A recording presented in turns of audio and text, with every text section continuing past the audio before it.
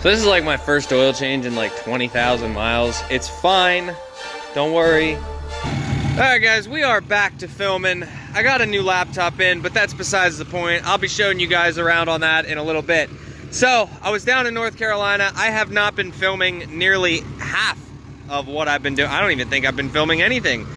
Dog. Of what I've been doing. Anything that's been modified on the truck.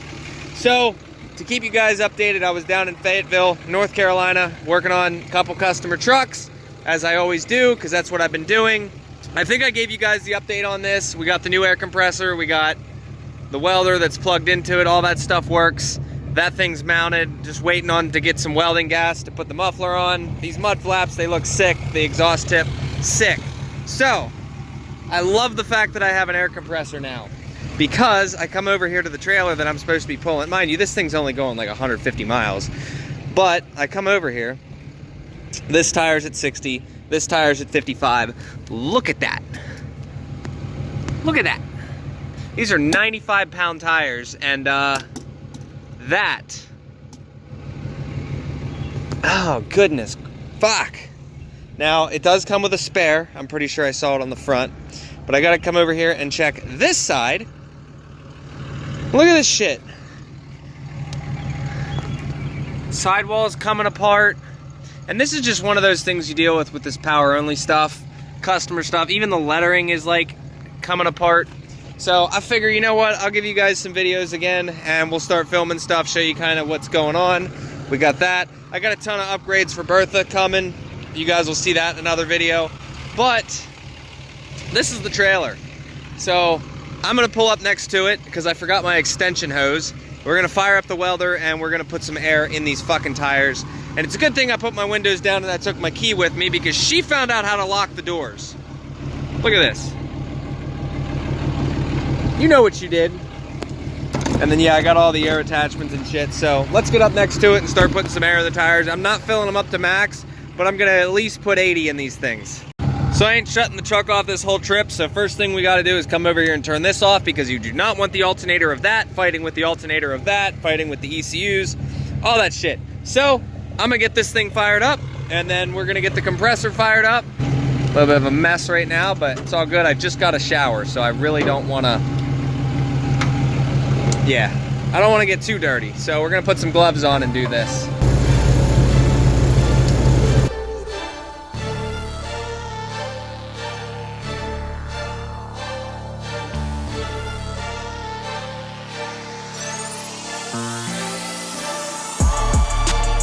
Alright, so that fills them up quick. Now in theory, it should reach over here. It does. I didn't bring my second cord, but I'm gonna go buy another cord like this that actually works, but this one's the low one. This one right here is at about 55, and these are 14-ply tires, so maybe we get lucky and we don't have a problem. 60.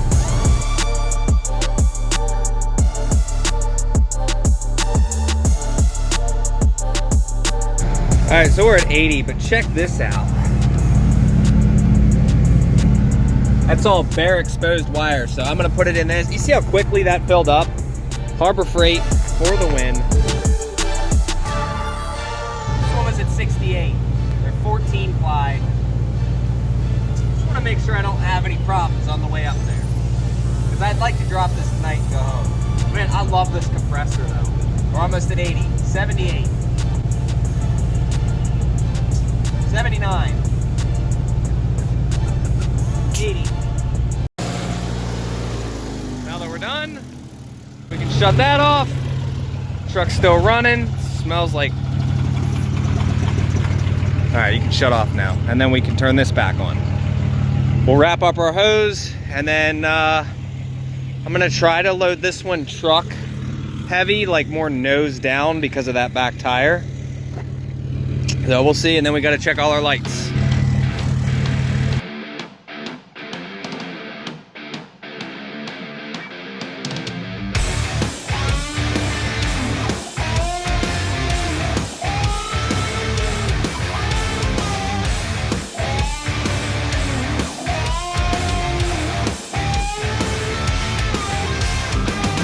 All right, guys, if you saw all of that,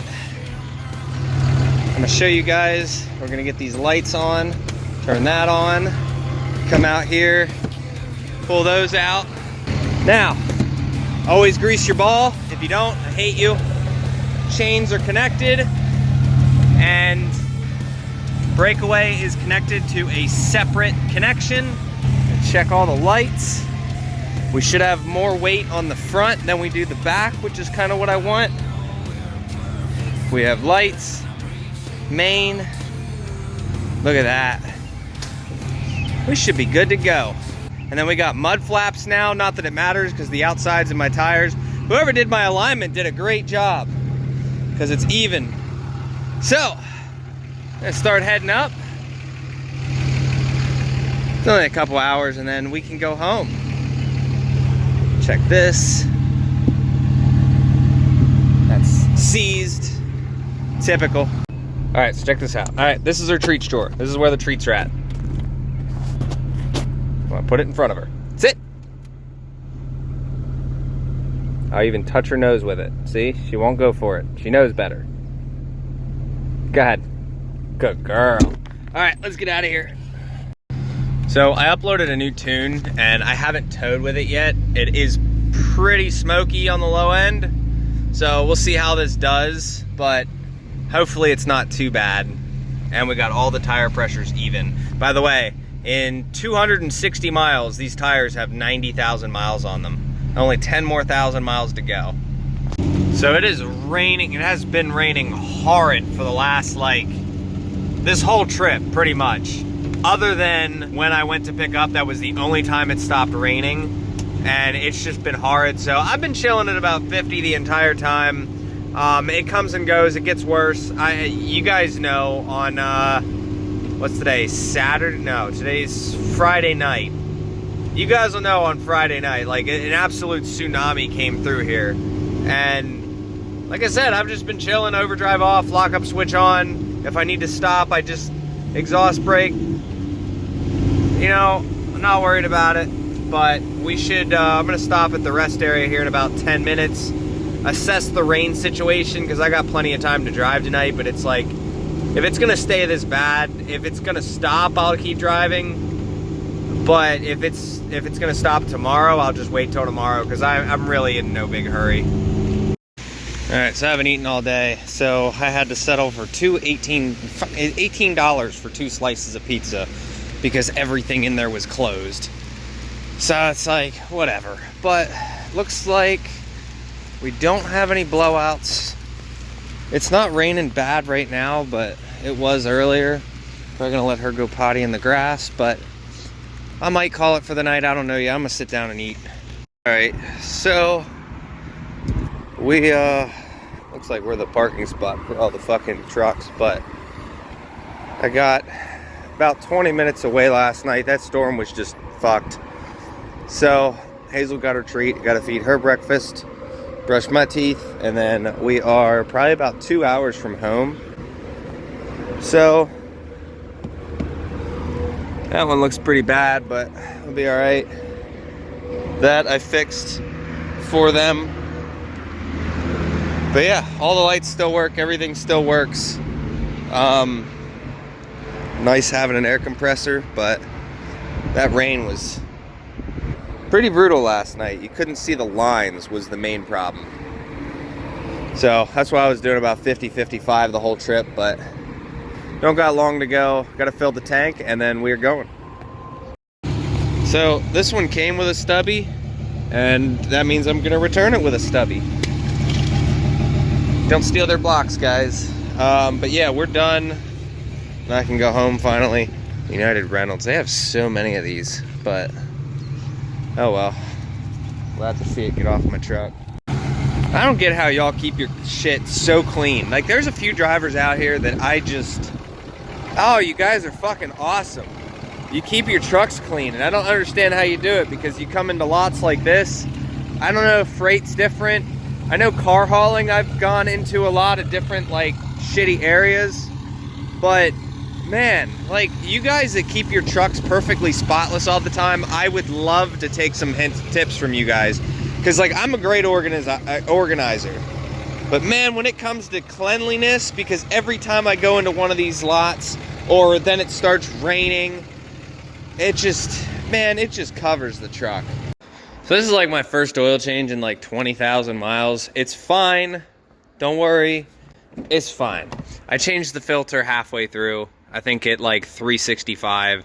So about 13,000 miles on this oil filter and maybe 20,000 on the oil, something like that. So I'm going to make a mental minder. I'm going to put my little sticker here like I always do on everybody else's shit to tell me when I did the oil change and the fuel filter.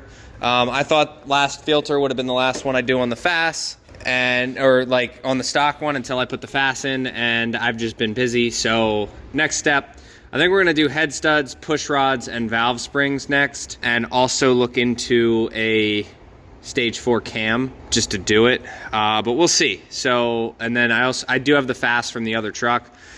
So we'll see, but Bertha's gonna be getting some nice upgrades, head studs, all this and that. And honestly, at this power level, this thing's perfectly fine. But I wanna make more power. I wanna rev this thing to 4,000 RPMs. Unfortunately, the stock cam is technically only rated to like 3,800. So the Colt cams is rated to 4,400. So we're just gonna do it. And we'll see how it acts. And hopefully I like it, which means the whole front end of the truck's gotta come off. I'll let you guys know on that, but yeah, for you wondering, I'm doing the oil change. Mobile one, unfortunately, we got a Duralast filter because AutoZone, and then 3 gallons of synthetic Mobile Delvac Extreme, and then I've been buying this shit just to have as a spare, and then degreaser. So let's get this oil drained because we got a 2020 Power Stroke coming in today, and it's Saturday, and I wasn't planning on working, but apparently I'm gonna be working today. So let's grab one of these and let's go. Also, I'm getting full on oil.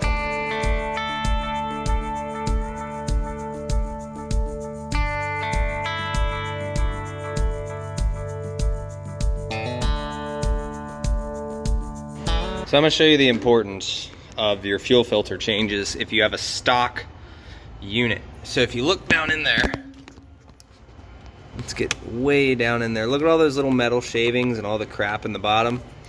Anytime I do a fuel filter change for somebody, whether it's me or a customer, it doesn't matter. I always drain the bowl because that's your water separator. And then I take a vacuum and I clean down in there and I get all that shit out. Doesn't matter what it takes. Get all that shit out. And your customers will thank you long term. Look at this air filter I did the other day for a guy. That was from that 2021, I think it was. All right, now we gotta prime it. So we'll let the fuel pump go for a little bit. Now I have a fuel pressure gauge so I can see when I get fuel pressure.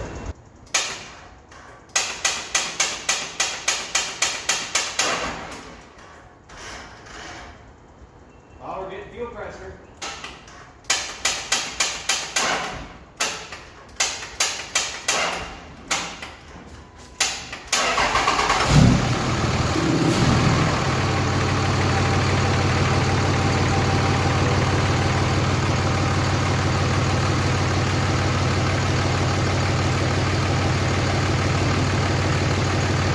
Oil pressure. Make sure we don't have any leaks.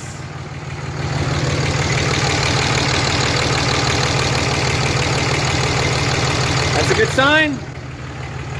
That's also a good sign. You know, you got to check the oil, right? So you got to check the oil after you do an oil change, but the filter is going to be empty, so it's always going to read high. So what I always do, I know these things take 3 gallons. So I just dump my 3 gallons in, I start it, I shut it off. After about 30 seconds so the filter's full, then I'm gonna wait a little bit and let the system kind of like deplete back into the pan, and then I'm gonna check it. That way we don't overfill it. But we should be good. That was pretty much all the maintenance I had to do. So now before I forget, I'm gonna go get a piece of tape and put it here with the miles. I don't know why I do it with everybody else's shit, but I don't do it with my own. I need to start doing it. I even do this on my wife's truck, like everything. The Honda gets it. Look at that. How hard is that? Just write it down. So I should have done it before of it. Actually, you know what? I can do it before because I didn't get in here yet. Look at all the hair. So I gotta clean that out. But I pretty much, after every trip now, I vacuum everything and I take a microfiber and I just go over everything. And it really helps. And I do put a blanket over this seat because this is where she primarily sits. And then she loves to stand on this thing. So, but when I have passengers, look how tight this is. I just come over here and I hit this and this pulls right out. So yeah, but she really likes this thing for standing up on the dash. For a guy without a mega cab, man, I do a good job Tetrising this stuff here. So all my blankets and stuff organized, her food, water, all that, lunch, duffel bag, backpack, and my gym bag. So I think that came out all right. And then underneath, I got my soap and any dirty clothes that go under there. Obviously, those will come out today. But Bertha's pretty much done until we get to the next upgrades. Oh, I don't know. I'm not excited to do them. I always like the after results, but Bertha's going to start making some power. People were talking shit and said I couldn't make 600 horsepower. I don't think it's very hard to make out of a common rail. I really don't, especially with a VGT charger. And I said I was going to use Randy's for the transmissions, but they are so far away. So I think I'm going to try to find a local guy that can build me something for about 700-ish horsepower. I still like to do the full manual valve body, but if price becomes an issue, because I mean, this whole thing, let's be real here, this is going to cost me about $6,000 to $7,000 to do all this. So, and then plus the tuning, because Bertha does not really like the 80 horse tune that I put in her. It's very, very smoky and a little bit of injector rattle, but quick as shit. Someone tried to race me today. I won and they were pissed about it. And this is a 10,000 pound truck. So what do you guys think Bertha's making right now? Before I end this video, what do you guys think I'm making? 80 horsepower tune with added timing, 50 horsepower injectors, a 63 millimeter fleece turbocharger rated for 700 horsepower, and stock everything else fueling. We got a BD 2-piece manifold, a 5-inch straight pipe, and an AFE intake. Drop your guesses below. What do you guys think?